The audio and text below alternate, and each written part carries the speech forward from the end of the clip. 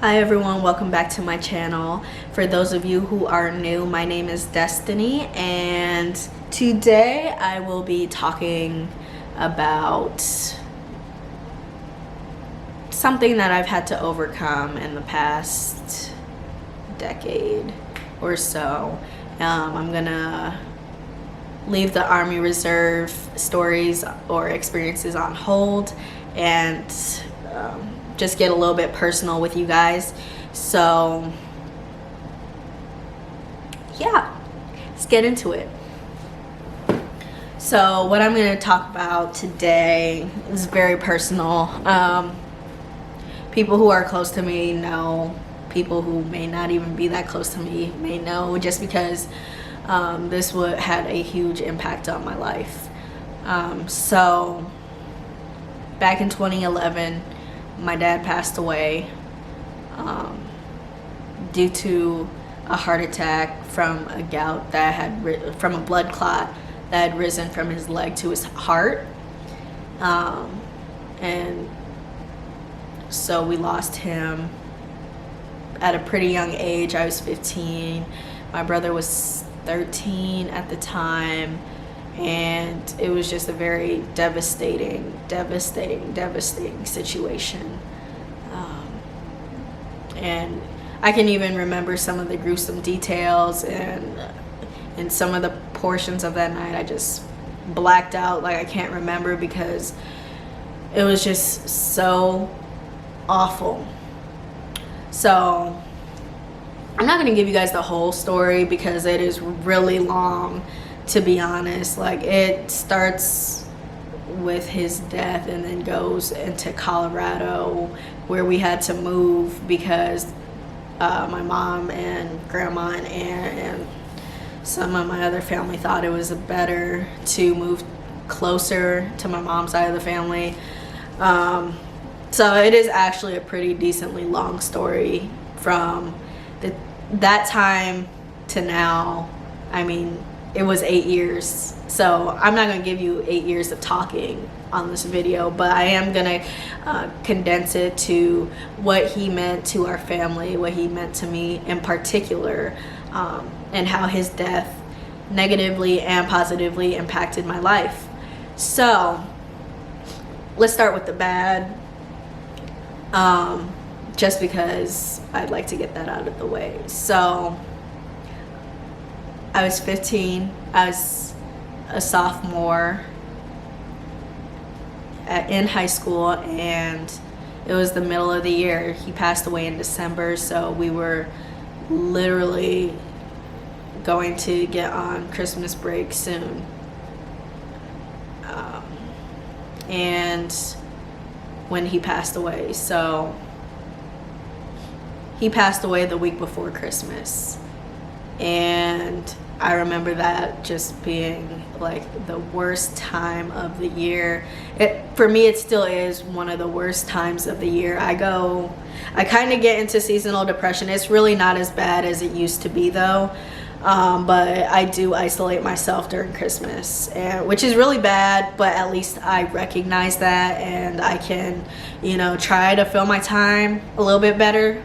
But yeah, I had really major seasonal depression for quite a few years after his death, especially around Christmas time, when you're supposed to be super happy and it's about family and it's about, appreciating what you have.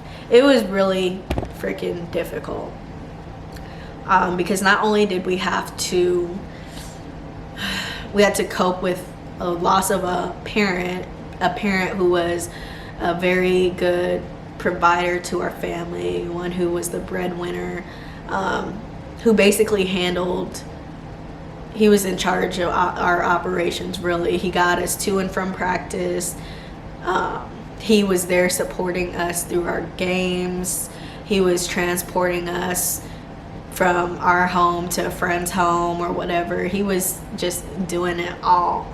And so it was hard losing him for that reason and for many other reasons. On top of that, we had to move to be closer to my mom's side of the family. And me and my brother were not happy about that, particularly because we had lived in Battle Creek for a very long time. So I believe since I was in the first grade, so first grade would have been the time. From first grade to sophomore year in high school, that was the time I had been there. I had been living there. Before then, we moved around a little bit, but once we were there, we were comfortable in our, in our little town or whatever. We had our friends, we had our support systems, our teachers, just everything was there for us. So it was hard to leave all of that behind, on top of his death, of course. And then knowing that we would have to start over once we got to Colorado. And my brother, he did a little bit better than I did. He made his friends fairly quickly. It took me a little bit more time because I felt like there was no point in even trying to make friends, because I felt like friendships were already established because it was high school or whatever. So I felt like there was no point in trying to put myself out there, which is a huge mistake, just as a rule in general.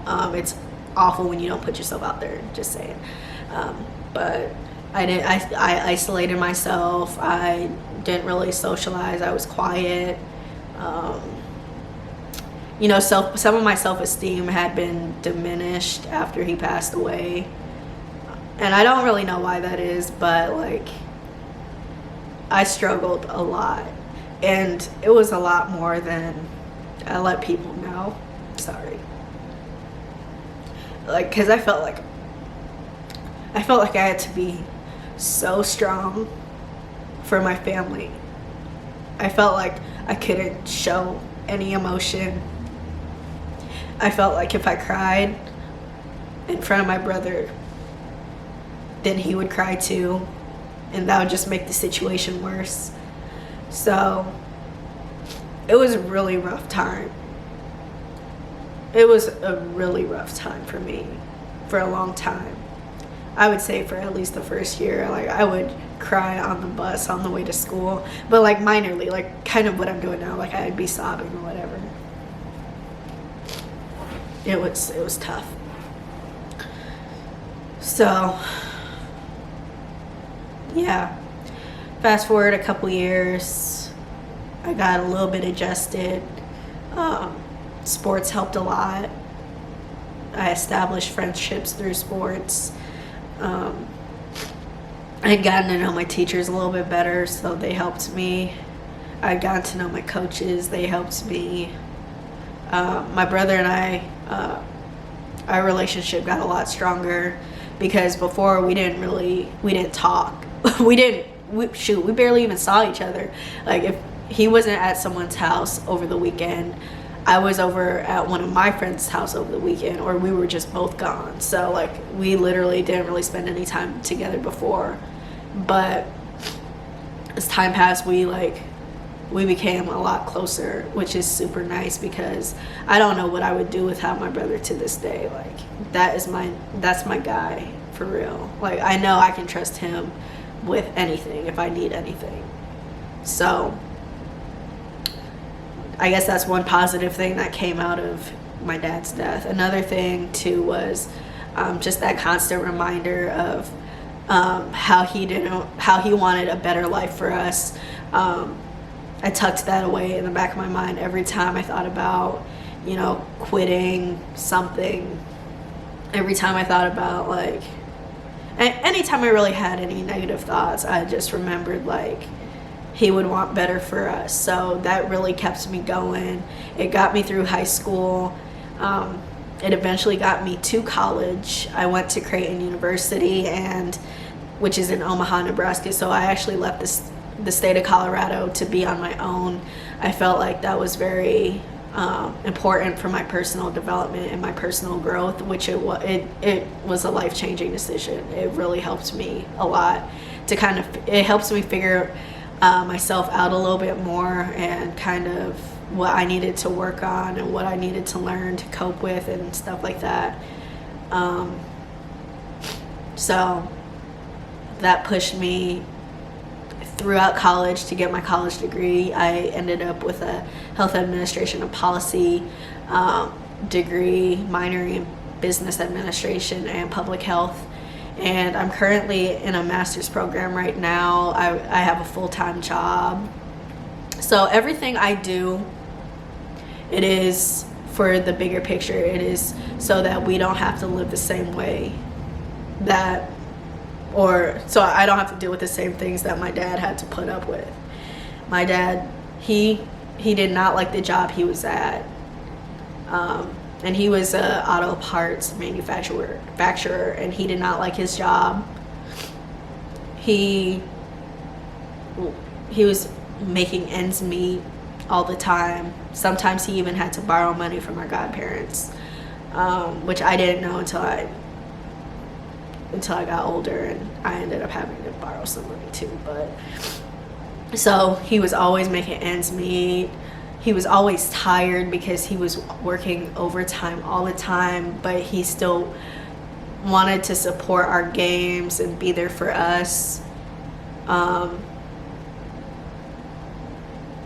all of that just adds up, you know. It just it just deterred his health a lot. And he was relatively healthy. He didn't eat healthy, but he went to the gym a lot. So for him to die at the age of 42 years old is just very sad, really. So to this day, like, I make sure that I get my health and wellness checkups. I make sure that I go to the gym. I make sure that I try and eat healthy, you know, at least for a majority of the time. I make sure that I'm hanging around people who love me, who are contributing to my growth as a person, as a woman, as a human being. Basically, I try and keep my mental, physical, emotional, spiritual health in balance, so that I don't end up the same way, you know, which is dead at 42 years old, because that is super young. Shoot, I'm more than halfway there. Like, that's ridiculous. And to lose a loved one that was so close to me to something like that, it's just very eye-opening, you know. But I must say that even though he passed away, there were a lot of good things that came out of it, and I'm going to make sure that I continue to make him proud. And I know I can vouch for my brother on that one too, that he's going to continue to make him proud. Like, my brother is like one of the most amazing people on this earth, and I don't know if he knows it or not, but like, he is awesome. Like, I don't know what I would do without him. And my mom, I love her to death too. She's so strong, and I don't think she even realizes how strong she is. Like, it's just, you know, I can't explain it. But all right, I'm gonna be done venting for today. But if you'd like to see more videos like this one, please click the thumbs up, hit subscribe, and comment in the comment section.